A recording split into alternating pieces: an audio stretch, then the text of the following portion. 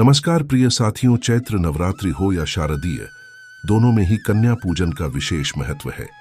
नवरात्रि के दौरान व्रत रखने वाले भक्त अष्टमी या नवमी तिथि को कन्या पूजन करते हैं और कन्याओं को भोजन करवाते हैं।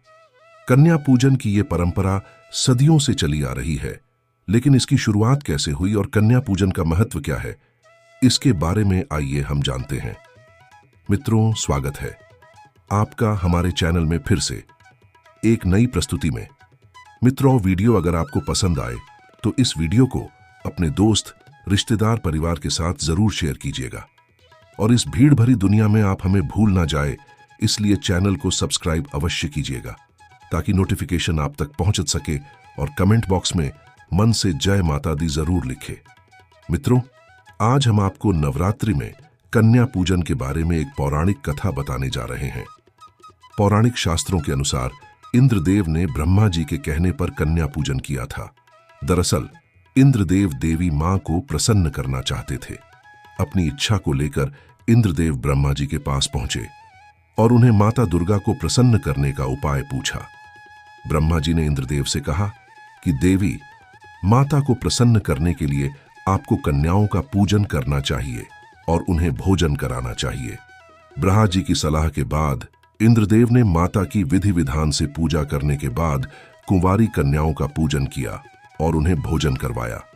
इंद्रदेव के सेवा भाव को देखकर माता प्रसन्न हुई और उन्हें आशीर्वाद दिया। ऐसा माना जाता है कि तभी से कन्या पूजन की परंपरा शुरू हुई। कन्या पूजन का महत्व क्या है नवरात्रि में? नवरात्रि में माता दुर्गा के 9 रूपों की पूजा होती है। पूजन में 9 कन्याओं को ही बुलाने की परंपरा है, जिन्हें माता दुर्गा के 9 रूपों का प्रतीक माना जाता है। इसके साथ ही एक लड़का भी कन्याओं के साथ होना चाहिए, जो भैरव का रूप माना जाता है। जो भी भक्त विधि विधान से माता की पूजा आराधना करते हैं और कुंवारी कन्याओं का पूजन करते हैं, उन्हें माता का आशीर्वाद प्राप्त होता है। कन्या पूजन करने से माता की कृपा आप पर बनी रहती है और घर परिवार में सुख समृद्धि रहती है। ऐसा करना आपके धार्मिक और आध्यात्मिक ज्ञान को भी बढ़ाता है। आइए अब जानते हैं कि कन्या पूजन के दौरान किन बातों का आपको ख्याल रखना चाहिए। कन्या पूजन के दौरान आपको 10 साल से अधिक की कन्याओं को नहीं बुलाना चाहिए। कन्याओं को भोजन करवाने से पहले उनके पैर धोएं, इसके बाद उन्हें स्वच्छ स्थान पर बैठाएं। कन्याओं के पूजन से पहले आपको माता रानी को भोग लगा लेना चाहिए। कन्या पूजन के बाद कन्याओं को हलवा, पूरी और चने खिलाने चाहिए। इसके बाद कन्याओं के हाथ धुलवाकर आपको उन्हें आसन पर बिठाना चाहिए और उन्हें दक्षिणा देनी चाहिए। हिंदू धर्म में नवरात्रि का एक अलग ही महत्व माना गया है। नवरात्रि के 9 दिनों के दौरान माता के 9 रूपों को पूरे विधि विधान से पूजा जाता है। यह 9 दिन बिल्कुल एक उत्सव की तरह होते हैं, जिसमें अष्टमी और नवमी को कन्या भोजन कराया जाता है। कन्या पूजन भारतीय परंपरा का एक महत्वपूर्ण हिस्सा है। कन्या भोजन में बच्चियों को हलवा पूड़ी खिलाया जाता है और माता को भोग लगाया जाता है। लेकिन क्या आप जानते हैं, आप माता रानी को हलवा पूड़ी के अलावा भी बहुत सी चीजों का भोग लगा सकते हैं। पूड़ी, मां दुर्गा के भोग में पूड़ी अनिवार्य रूप से शामिल होती है, इसलिए कन्या भोजन में पूड़ी अनिवार्य है। एक पूड़ी अथवा पूड़ी का एक टुकड़ा ही काफी है, लेकिन कन्या भोज में पूड़ी को शामिल करें। हलवा, मां दुर्गा के भोग में हलवा भी अनिवार्य रूप से शामिल होता है, इसलिए हलवा को कन्या भोजन में भी शामिल किया जाता है।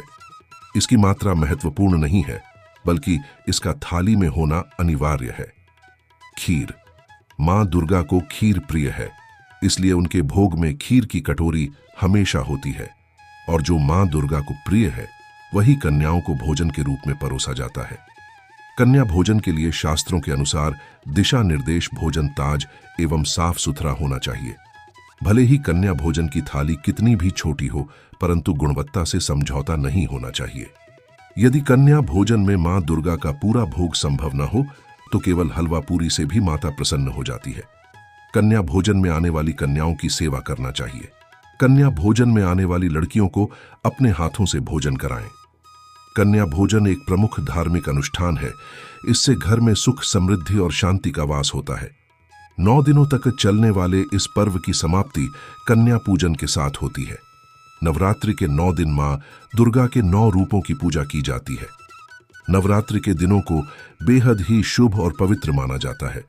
भक्त माता की 9 दिनों व्रत रखकर पूजा आराधना करते हैं। अष्टमी और नवमी तिथि पर कन्या पूजन भी किया जाता है। कई लोग अष्टमी पर तो कई लोग नवमी पर कन्या पूजन करते हैं। कन्या पूजन के लिए अपने घर में 2 से 10 साल तक की कन्याओं को भोजन करने के लिए बुलाएं। कन्याओं और एक लड़के के पैर स्वच्छ जल से धोकर उन्हें आसन पर बिठाएं। अब सभी कन्याओं का रोली या कुमकुम और अक्षत से तिलक करें। इसके बाद गाय के उपले को जलाकर उसकी अंगार पर लौंग, कर्पूर और घी डालकर अग्नि प्रज्वलित करें। इसके बाद कन्याओं के लिए बनाए गए भोजन में से थोड़ा सा भोजन पूजा स्थान पर अर्पित करें। अब सभी कन्याओं और लड़के के लिए भोजन परोसे। उन्हें प्रसाद के रूप में फल, सामर्थ्य अनुसार दक्षिणा अथवा उनके उपयोग की वस्तुएं प्रदान करें। सभी कन्याओं के पैर छू कर उनका आशीर्वाद प्राप्त कर उन्हें सम्मान पूर्वक विदा करें। नवरात्रि के दौरान मां दुर्गा के 9 रूपों की पूजा की जाती है। हर दिन एक विशेष रूप की पूजा होती है जो भक्तों को शक्ति और साहस प्रदान करती है। यह पर्व शक्ति और संकल्प का प्रतीक है। नवरात्रि के दौरान भक्त मां दुर्गा से शक्ति और कृपा प्राप्त करने के लिए उपवास और साधना करते हैं। नवरात्रि का पर्व समाज में एकता और भाईचारे को बढ़ावा देता है। लोग मिलकर पूजा करते हैं और एक दूसरे के साथ समय बिताते हैं। यह पर्व आत्मविश्लेषण और आध्यात्मिक जागरूकता का अवसर प्रदान करता है। भक्त अपनी आत्मा की शुद्धि के लिए साधना करते हैं। नवरात्रि के दौरान उपवास और संयम का पालन करने से शारीरिक और मानसिक स्वास्थ्य में सुधार होता है। यह आत्मनियंत्रण का भी एक अभ्यास है। नवरात्रि का समय परिवर्तन का भी होता है। यह समय है अपने जीवन में नए संकल्प लेने और नई शुरुआत करने का। इस दौरान कन्या पूजन का विशेष महत्व है। कन्याएं मां दुर्गा का रूप मानी जाती है और उनका पूजन करने से घर में सुख समृद्धि आती है। नवरात्रि विभिन्न सांस्कृतिक कार्यक्रमों, गरबा, डांडिया और अन्य आयोजनों का भी समय है जो समाज में रंग रूप और उत्साह भरता है। इन सभी पहलुओं से शारदीय नवरात्र न केवल धार्मिक बल्कि सामाजिक और सांस्कृतिक दृष्टि से भी अत्यंत महत्वपूर्ण है। यह शक्ति, भक्ति और समर्पण का प्रतीक है। नवरात्रि में कन्या पूजन का हिंदू धर्म में विशेष महत्व है। यह न केवल धार्मिक क्रिया है बल्कि समाज में कन्याओं के प्रति श्रद्धा और सम्मान को भी दर्शाता है। कन्याएं मां दुर्गा का स्वरूप मानी जाती है। उनका पूजन करने से भक्तों को मां की कृपा प्राप्त होती है। कन्या पूजन से समाज में कन्याओं के प्रति आदर और स्नेह बढ़ता है। यह एक परंपरा है जो कन्याओं को विशेष महत्व देती है। कन्याओं में माता की शक्ति का प्रतीक देखा जाता है। उनका पूजन करने से शक्ति, साहस और आत्मविश्वास मिलता है। कन्या पूजन से घर में सुख, समृद्धि और शांति आती है। इसे शुद्धता और पवित्रता का एक माध्यम माना जाता है। कन्याओं से आशीर्वाद प्राप्त करना महत्वपूर्ण है। उनकी पूजा से जीवन में बाधाएं दूर होती हैं और समृद्धि बढ़ती है। नवरात्रि के दौरान कन्या पूजन एक महत्वपूर्ण धार्मिक अनुष्ठान है जो भक्तों के लिए पूजा का एक आवश्यक हिस्सा है। कन्या पूजन से समाज में सेवा और समर्पण का भाव जागृत होता है। लोग अपनी सामर्थ्य के अनुसार कन्याओं का स्वागत और सेवा करते हैं। इन सभी कारणों से नवरात्रि में कन्या पूजन एक महत्वपूर्ण परंपरा है जो न केवल धार्मिक विश्वास को मजबूती देती है बल्कि समाज में सकारात्मकता और प्रेम का संचार भी करती है। मित्रों, आगे हम आपको एक कहानी बताने जा रहे हैं कि भाई के प्यार के लिए भाभी से लगाई शर्त मान्यता है कि भाई बहन का प्यार हर्ष की शादी के बाद भी कम नहीं हुआ। एक बार जीण अपनी भाभी के साथ सरोवर से जल लेने गई थी और जल लेते समय भाभी और ननद में इस बात को लेकर नोक-झोंक हो गई। बात हर्ष किसे ज्यादा प्यार करता है, इस पर दोनों में शर्त लगी कि हर्ष जिसके सिर से पानी का मटका पहले उतारेगा उसे ही हर्ष अधिक प्यार करेगा। भाभी और ननद दोनों जब घर पहुंची लेकिन हर्ष ने पहले पानी का मटका अपनी पत्नी के सिर से उतारा और इसके बाद जीण को लगा भाई के मन में उसके प्रति प्यार कम हो गया है। वह नाराज होकर वह आरावली के काजल शिखर पर तपस्या के लिए चली गई। नाराज जीण को मनाने हर्ष काजल शिखर गया लेकिन बहन नहीं मानी। बहन को वहां पर देख हर्ष भी पहाड़ी पर तप भैरव की तपस्या करने लगा। जीण के निर्णय की तरह हर्ष भी अटल रहा और घर नहीं लौटा। जीर्ण जहां काजल शिखर पर बैठकर भगवती की घोर आराधना कर रही थी, वहीं अब हर्ष दूसरे पहाड़ की चोटी पर भैरव की साधना में तल्लीन हो गया। मान्यताओं के अनुसार दोनों भाई बहनों के तप स्थल ही अब जीर्ण माता धाम और हर्षनाथ भैरव के नाम से जाने जाते हैं। कहा जाता है कि जीर्ण के तप से प्रसन्न होकर मां दुर्गा ने इस स्थान पर जीर्ण नाम से पूजा ग्रहण करने का वरदान दिया था। वहीं हर्षनाथ भी हर्ष शिखर पर बैठकर भैरू जी की तपस्या कर स्वयं भैरू की मूर्ति में विलीन होकर हर्षनाथ भैरव बन गए। जीर्ण आजीवन ब्रह्मचारिणी रही और तपस्या के बल पर देवी बन गई। इस प्रकार जीर्ण और हर्ष अपनी कठोर साधना व तप के बल पर देवत्व प्राप्त कर लिया। मित्रलोक, मान्यता के अनुसार एक बार मुगलों के बादशाह औरंगजेब ने जीर्ण माता और भैरव के मंदिर को तोड़ने के लिए अपने सैनिकों को भेजा था। तब लोग जीर्ण माता की प्रार्थना करने लगे और जीर्ण माता ने अपना चमत्कार दिखाया।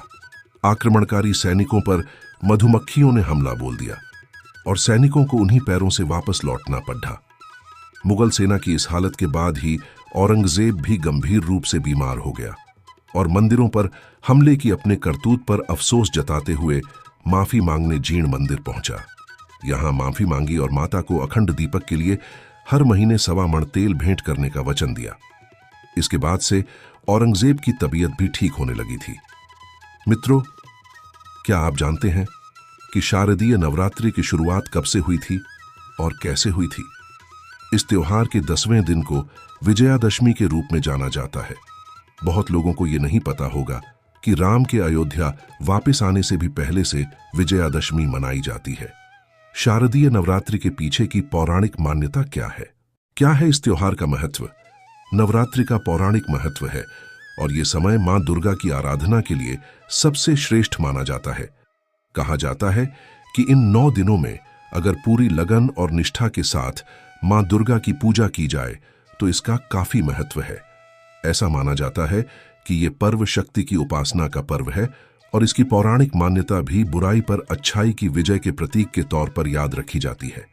इस दिन मां दुर्गा के 9 रूप शैलपुत्री, ब्रह्मचारिणी, चंद्रघंटा, कुष्मांडा, स्कंद माता, कात्यायनी, कालरात्रि, महागौरी और सिद्धिदात्री की पूजा की जाती है। मित्रों, शारदीय नवरात्र से जुड़ी पौराणिक कथाएं इस प्रकार हैं, चलिए जानते हैं इस बारे में। आश्विन महीने की प्रतिपदा तिथि से लेकर 10वीं तक शारदीय नवरात्रि का पर्व बड़ी धूमधाम से मनाया जाता है। इस दौरान दुर्गा मां के भक्तों का अलग ही उत्साह देखने को मिलता है।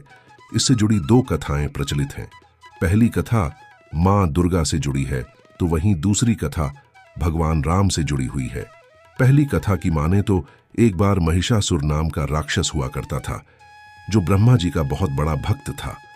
अपने तप से उसने ब्रह्मा जी को खुश कर दिया और वो इतना शक्तिशाली हो गया कि कोई भी उसे धरती पर हरा नहीं पा रहा था। तब मां दुर्गा का रौद्र रूप सामने आया और उन्होंने 10 दिनों तक चले भीषण युद्ध में महिषासुर को 10वें दिन मात दे दी। इसके बाद से ही इस दिन को विजयदशमी के नाम से मनाया जाता है। दूसरी कथा की बात करें तो ये भगवान राम से जुड़ी है और ज्यादा प्रचलित है। रावण को हराने के लिए भगवान राम ने मां दुर्गा की उपासना की थी और 9 दिन तक नवरात्रि का व्रत रखा था। इसके बाद उन्होंने रावण को हरा दिया था। इस दिन को बुराई पर अच्छाई की जीत के रूप में मनाया जाता है। कहा जाता है कि जब धरती पर दानवों का अत्याचार बढ़ जाता है तो फिर उसे रोकने के लिए मां शक्ति स्वयं आती है और जगत का कल्याण करती है। नवरात्रि के मौके पर जगह जगह पर माता का पंडाल लगता है और कीर्तन होता है। मित्रों, उम्मीद है हमारा आज का वीडियो जरूर पसंद आया होगा।